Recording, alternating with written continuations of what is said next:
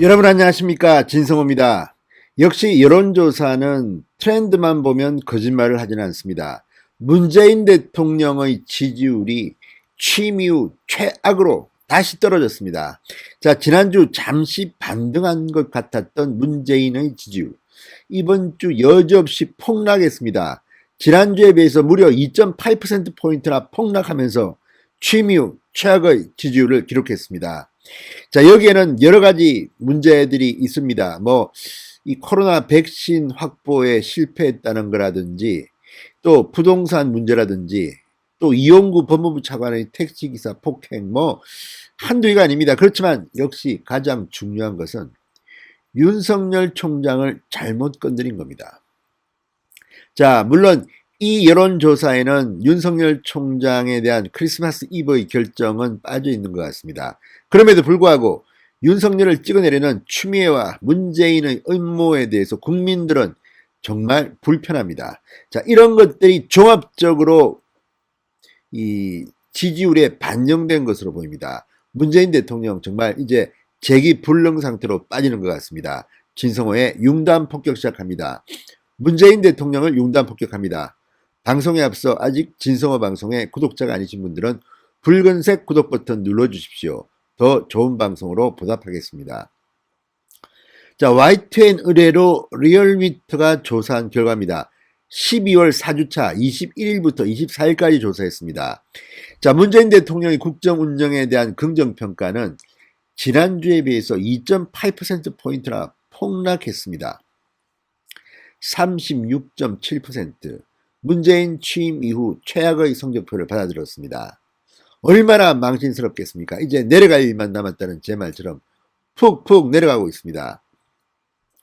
자, 잘못하고 있다는 부정평가는 반면에 59.7%입니다. 59.7%, 2%포인트나 폭등했습니다.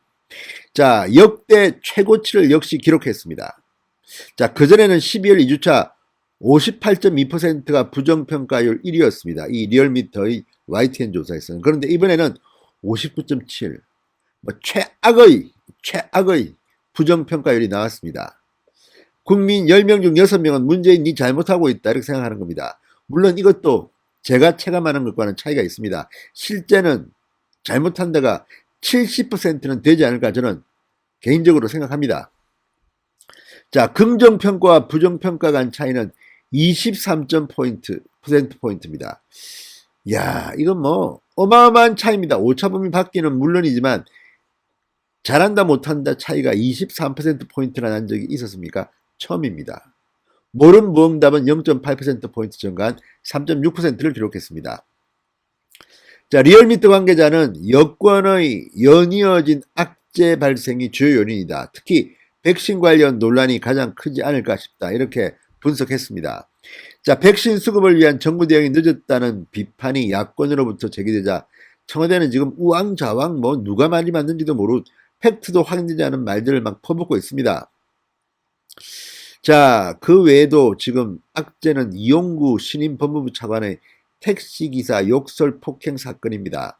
또 변창흠 후보자, 국토부 장관 후보자의 과거 은행 논란, 문재인 대통령 아들 문준용 씨의 개인전 예술지원금 논란, 정경심 동양대 교수 1심 징역 4년 선고. 아무튼 지금 문재인 대통령한테 유리한 상황이 없습니다. 지금 이것도 제가 볼 때는 많이 나온 결과입니다. 36%대가 아니라 한 15%좀 나야 정상 아닌가 싶습니다. 자, 다만 24일까지 진행됐던 이번 조사에는 법원의 윤 총장 직무복귀 결정 영향은 빠져 있습니다. 그러니까 실제 이것까지 반영하게 되면 더 폭락할 것으로 그렇게 생각됩니다. 자, 대통령 지지율 일간 지표로 보면 18일 41.4, 21일 39.2, 22일 37.1, 23일 37.9, 24일 36.3 계속 지지율 흐름은 떨어지는 추세입니다. 자, 지역별로 보겠습니다. 대구 경북은 거의 폭삭 내려앉았습니다. 12.2%포인트가 떨어졌습니다. 부산, 울산, 경남도 5.1%포인트, 서울 1.8%포인트 하락했습니다. 자, 성별로는 여성이 4.0%포인트 폭락했습니다. 그동안 문재인 대통령에게 속은 것은 아닌가. 지금 문재인 친문 성향의 마음카페에서도 문재인 대통령을 비판하는 글들이 호응을 받고 있고 문재인 대통령 잘한다고 하면 욕을 먹는다고 합니다. 자, 민주당 지지층에서 특히 많이 떨어졌습니다. 4.3%포인트. 자, 중도층도 2.8%포인트나 떨어졌습니다. 직업별로는 무직 6.5%포인트 폭락했습니다. 학생 3.8%포인트, 사무직도 3.2%포인트. 그러니까 전통적으로 문재인의 지지층에서 이 낙폭률이 높았습니다. 자, 정당 지지도는 국민의힘이 지난주 대비 2.2%포인트 오른 33.8%, 더불어민주당은 1.3%포인트 내린 29.3%. 이제 완전히 국민의힘이 1등이 되고 민주당이 2등으로 내려앉은 것이 고착화되는 것은 아닌가 싶습니다. 사실 국민의힘이 조금만 더 잘했어도 지금 한 50% 나와야 되는 거 아닙니까? 문재인 대통령이 저렇게 죽을 쓰고 있는데 참으로 분발이 요구되는 시점입니다. 어쨌든 국민의힘이 33.8, 민주당이 29.3, 1, 2위가 바뀐 지 이제 좀 됐습니다. 국민의힘이 계속 치고 올라가길 바랍니다.